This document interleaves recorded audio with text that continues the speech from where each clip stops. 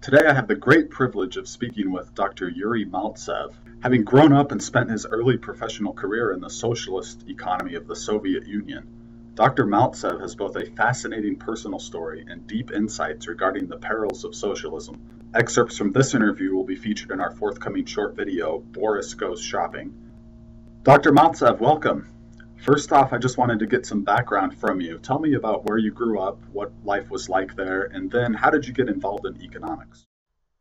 All right, yes. I was born in a place called Kazan, which is capital of Tatar Republic. It's about 300 miles east of Moscow. The city of Kazan was founded by Tatars and Mongols by Genghis Khan, and that's where from they ruled Russia. I was born in a professional family. All my family were medical people, and I graduated from high school and went to the university there, and then moved to Moscow and attended Moscow State University.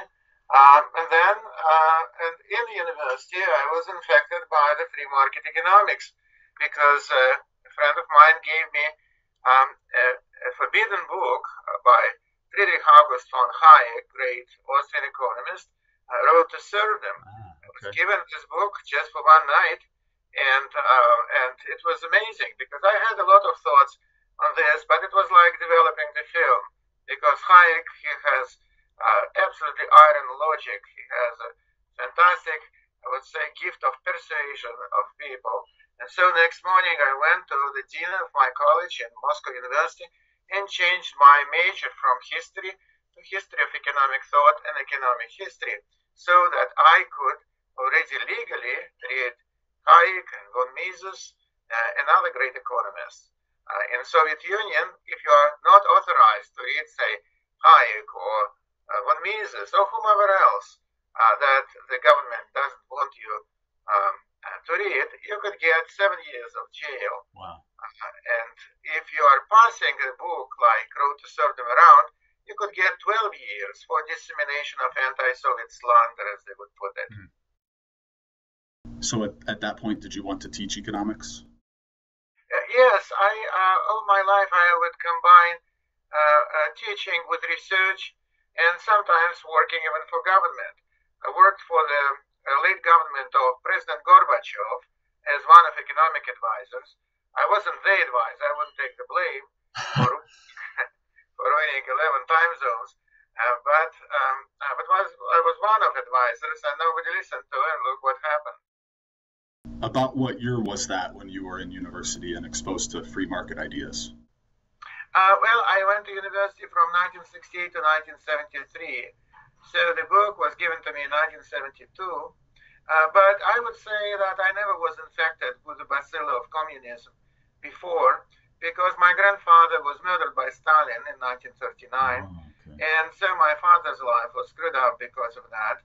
And in our family, we knew what's happening. We didn't have any kind of illusions of what kind of society we live in. Now, when did you first come to the United States?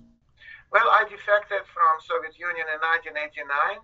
I went on a business trip to Finland and then missed my train and ended up in the Kennedy Airport in New York. So that was because I lost hope in perestroika, which was very half-hearted, ill-devised program, which was also misimplemented and boycotted by bureaucrats. How much of a personal risk or personal danger were you in defecting at that time? Well, if I would be caught in the process, I would automatically get 12 years of hard labor in Eastern Siberia, which the good news would be that nobody would serve 12 years. They would die in 3 or 4. Wow. However, I was not definitely looking for that kind of career change.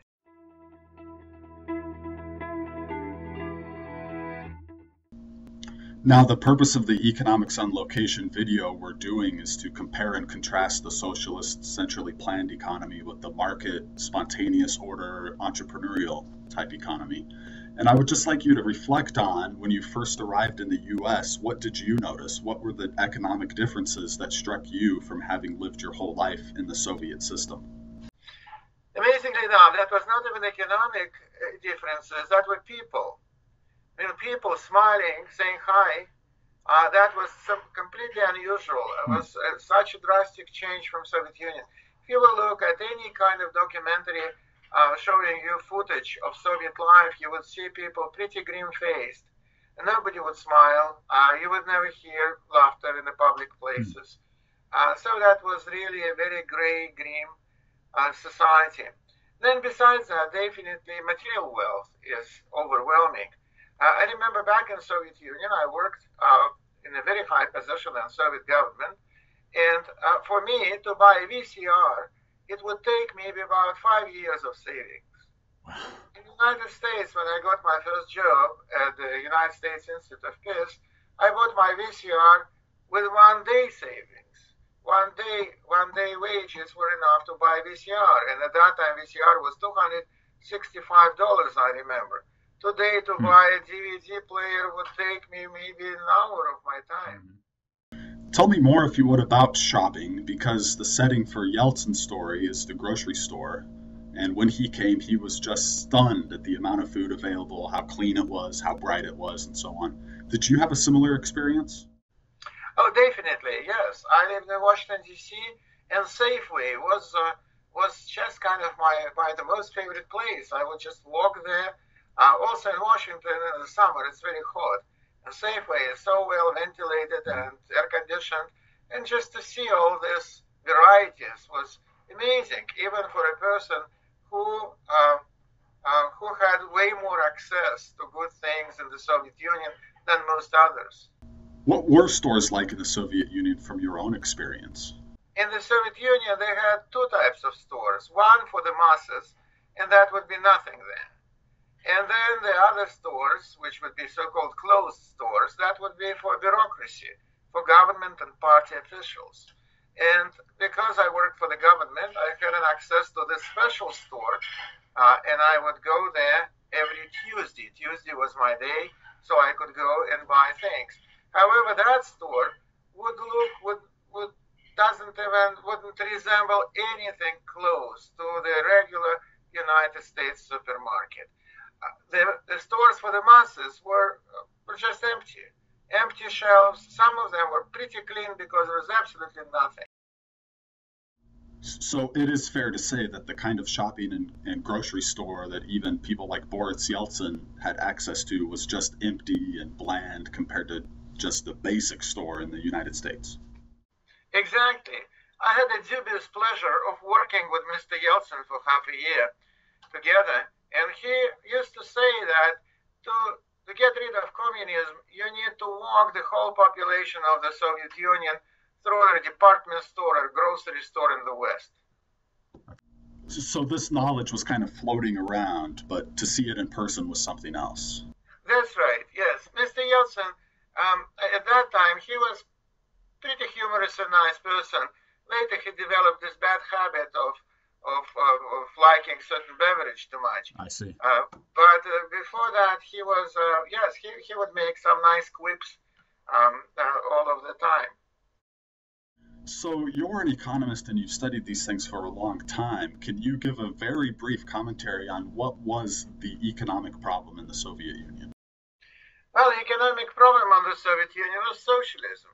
Socialism is a system, as von Mises, the great Austrian economist, used to say, it's not an economic system. It's a very simple system of management. And being so, there is no incentives to do anything. So to make people to do what they want, the socialist leaders would resort to murder, would resort to coercion, to crude force. Rudy Rummel, great American demographer from University of Hawaii, he came up with 200 million people murdered by their socialist masters during the course of the 20th century. If the government cannot give you anything because they don't have anything, so the only way to make you work is to point a gun at you. And that's what happened. In dreadful Gulag, Stalin murdered about 50, 60 million people. Nobody even knows. The estimates ranging from 40 to 60 million.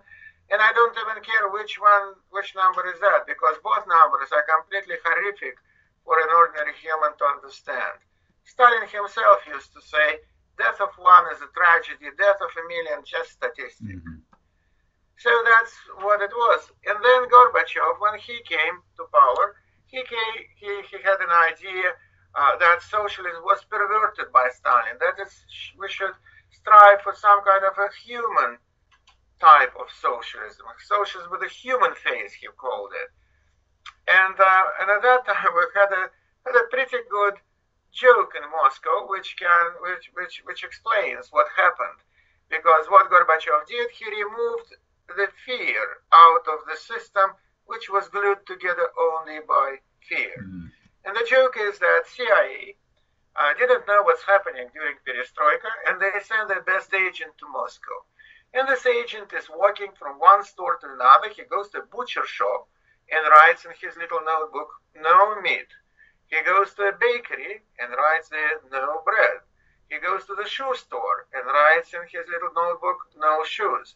And there is a KGB guy following him, and he looks over his shoulder, and he said, 5 years ago, you would be shot for doing that. And he says, and he writes there, "No bullets." And that's when people realize that there are no bullets, then everybody stopped working.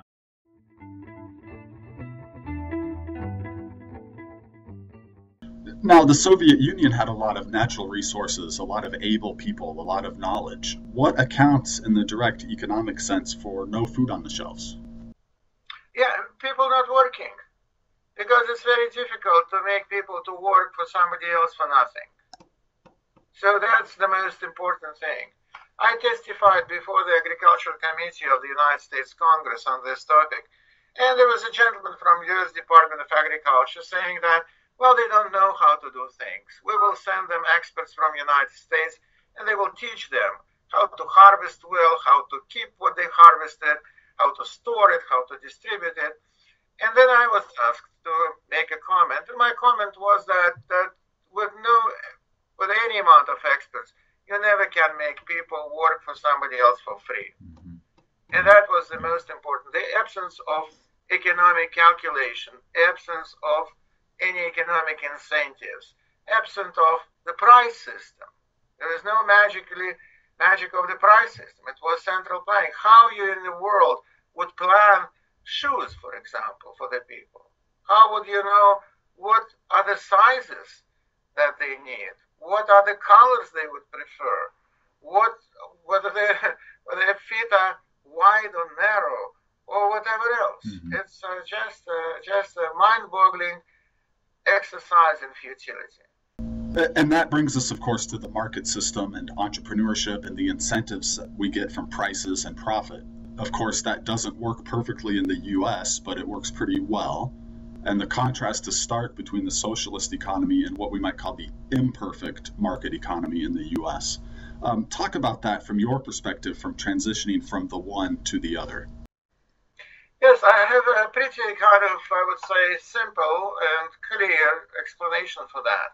The more socialism you have, the less goods on the shelves, the less freedom people have. Because what is freedom? Freedom is choice. And the more choices you have, the more freedom you have. In the United States, unfortunately, many people do not realize that. And they are giving their freedom. They are giving their choices. They think that the big government can be helpful. However, the same Hayek, he I would say, proved that central planning, central decision-making would not work because you cannot centralize knowledge. You cannot centralize information. I even don't know what I'll do after this interview. So how would the planner in Washington, D.C. or somewhere else would know what do I need, what do I want? Mm-hmm. So that's the major issue. Von Mises, in 1918, he wrote a short essay, The Economic Calculation in the Socialist Commonwealth. He was the first economist in the West to realize that socialism is a non-working system. It's a system which can survive only by mass murder. And if you will look at every socialist country in the world, from Cuba to North Korea, from China to Soviet Union, from, at that time, communist Poland to communist Bulgaria, all of them were based on coercion, on murder, on forced labor. Is there anything else that we should know in thinking about the contrast in the economic system? What I would like maybe to add a little bit, It's pretty kind of maybe radical, but that's what I believe in. I think that socialism is reincarnation of slavery in its public form. That under socialism, what happens that not only means of production, not only all factories, land, plants, everything else is nationalized. People are nationalized. They became slaves of their own government. And then the government needs to feed them, needs to provide them, to do things like that.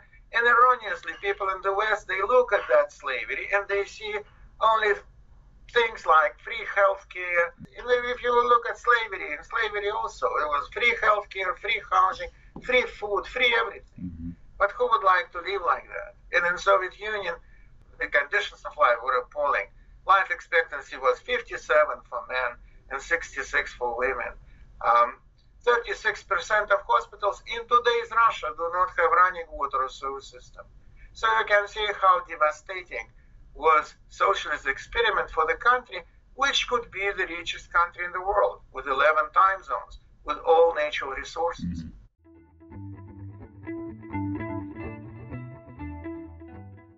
Russia has transitioned to some extent to a market economy. Can you maybe give us a brief update on the progress made since that transition, since the collapse of the Soviet system? Well, Ludwig von Mises, in his great opus, Human Action, he was writing about two types of socialism. There are two patterns.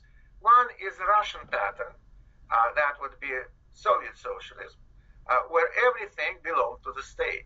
Another one would be German pattern.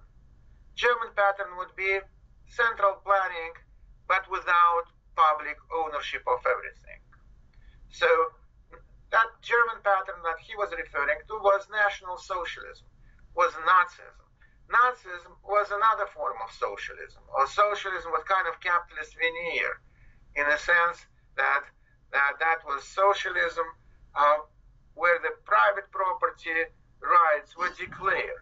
They were not honored, but they were declared, meaning that you can have a title for your plant, for your factory, but the government would tell you when to open, when to close, whom to hire, whom to fire, what prices to charge, what prices to pay. So that was another form of socialism.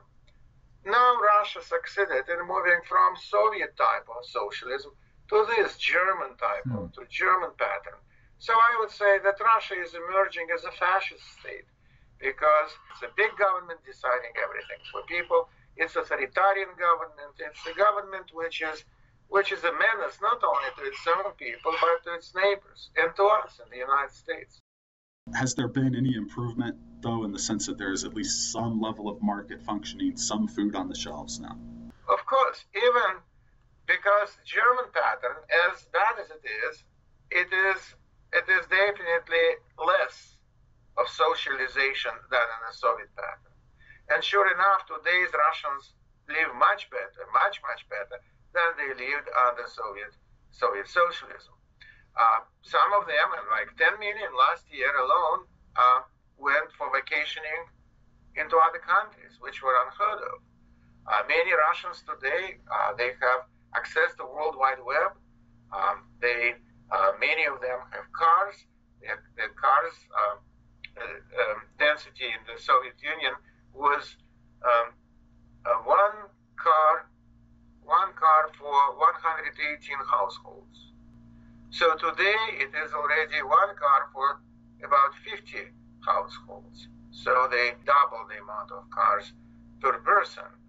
Today the other problem is that people do not have money to buy things, but there are things available already. However, Mr. Putin is doing everything to upset his people, I would say. Now he declared sanctions against the West, that Russia cannot buy foodstuffs in the West. And so today they created artificial shortage of food again. Well, because Russians endured so much under Soviet socialism, so that's why we don't see the riots, and we don't see much of opposition, because the regime is pretty much repressive. Final question, Dr. Maltsev. What are the prospects for the expansion of free markets in Russia? And you mentioned that people are online. Are people learning about free markets and the open, entrepreneurial, competitive economic system? Is there a big movement for that right now? Yes, there is a movement, definitely. There is a lot of free marketeers, libertarians, conservatives among Russian intelligentsia. However, definitely Mr. Putin doesn't like that, and so that's why these ideas are not as widespread as they could be if, for example, it would be somebody else without this KGB background that Mr. Putin has. Boris Nemtsov, a famous Russian politician and former deputy prime minister who was murdered recently, and many accused Putin of assassinating Mr. Nemtsov, he was pretty free market. He was a governor of Nizhny Novgorod, that's the province in Russia, and he was very free market. He created a free economic zone there. So there are some people, but today is not a good time for free markets, definitely, because we see the consolidation of government power. At a certain point in 1990s, the country was ruled by people who are known as oligarchs. So that would be people who amassed a lot of wealth during a very murky kind of period of privatization. It was a period which Russians call spontaneous privatization. And spontaneous privatization, you can translate it to English as theft. So people were amassing whatever, and then if you're close to government, you can have a lot. Mm-hmm. And so most of these oligarchs, they were very much connected politically. Today, even oligarchs lost their power because Mr. Putin again recreated government monopoly, his own monopoly on power. Well, we'll stop there. Thank you again, Dr. Maltsev, for your time. This is going to be a great contribution to the video we're doing about Yeltsin in the grocery store and comparing the market economy with socialism. Fantastic stuff, and this is going to be of great value to my students, and I greatly appreciate it. Well, really enjoyed meeting you on the World Wide Web. Yes.